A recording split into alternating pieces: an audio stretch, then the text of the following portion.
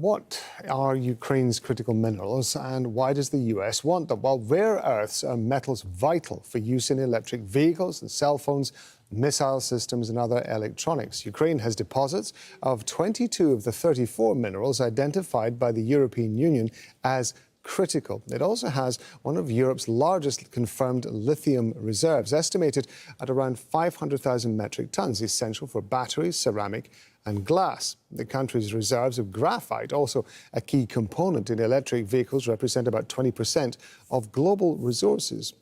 Michael Bociurkiw is a global affairs analyst and senior fellow at the Atlantic Council's Eurasia Centre, and he's joining us from Odessa. Thank you very much indeed for being with us and helping us to break this down, because if I understand what Patty was saying correctly, in the first instance, the US is asking for revenue from the sale of minerals and rare earths that Ukraine has, not those items itself. Is that correct, or is it a balance of the two? Good to be with you. Well, the deal is still very much in the fog, if we can put it that way. But what it does look like is the United States is going to Ukraine, the country that was invaded by Russia, and asking for payback. Usually it's the aggressor country that loses the war that pays for reparations. So it's a very, very lopsided equation right now. In terms of the minerals themselves, this is something that is relatively new in the narrative here in Ukraine. I was walking just a few hours ago along the port, and there were two large ships loading with grain going to Egypt and elsewhere in the world. So Ukraine is traditionally known as the breadbasket of Europe, not the rare earth mineral breadbasket of the world. So that's what has kind of caught a lot of Ukrainians on guard. But what I can tell you is, talking to many, many Ukrainians, is they're very, very wary of what's being demanded, because everyone here thought is that Ukraine is fighting not only for itself, but for the right, for democracy, to protect Europe and a more distant United States. And now they're being asked for very, very extortionate terms, as your correspondent in Washington pointed out. You just referred to it, of course, as the breadbasket of Europe. One would have thought that if the US was attempting to get money from Ukraine, it would go to something like the grain supplies that it quite clearly is known for. And yet it sounds as though Keith Kellogg, I believe, the US special envoy for Ukraine, or was at least one of those who went specifically with a shopping list that was quite detailed, focusing on rare earths and the minerals and oil as well. What do you think that tells us about the focus for the US in this?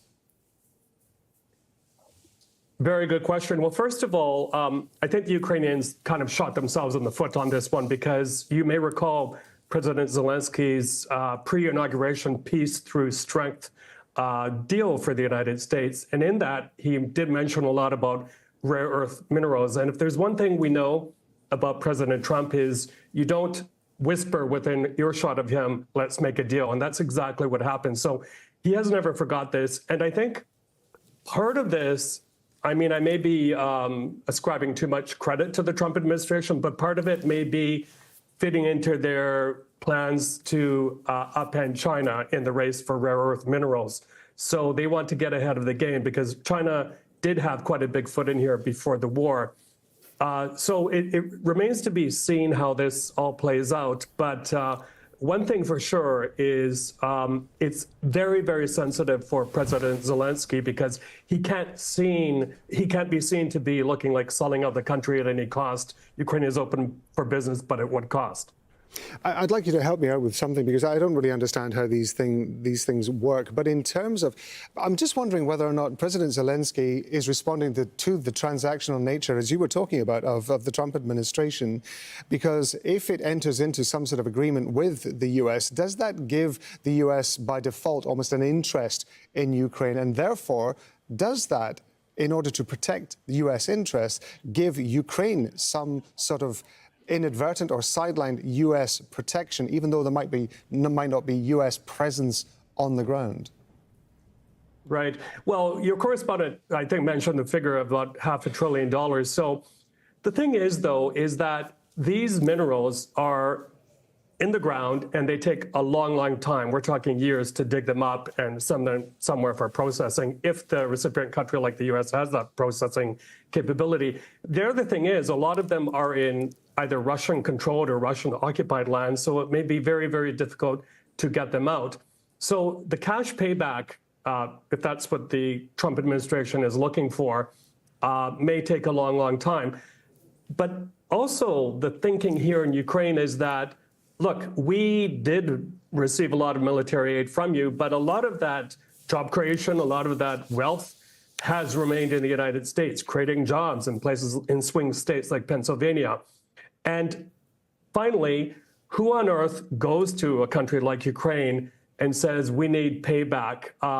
It seems like extortion to a lot of people. And if I could add one more thing, because I think it was early on mentioned about the press conference with Zelensky. When he was asked about his relationship with Mr. Trump and whether it could be fixed, he gave a very interesting answer. He said, it's not in our rights like presidents to lose partnerships between our countries.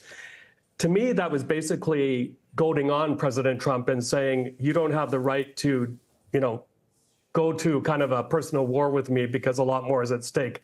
So far, we haven't heard a reaction from Washington, but it could be coming.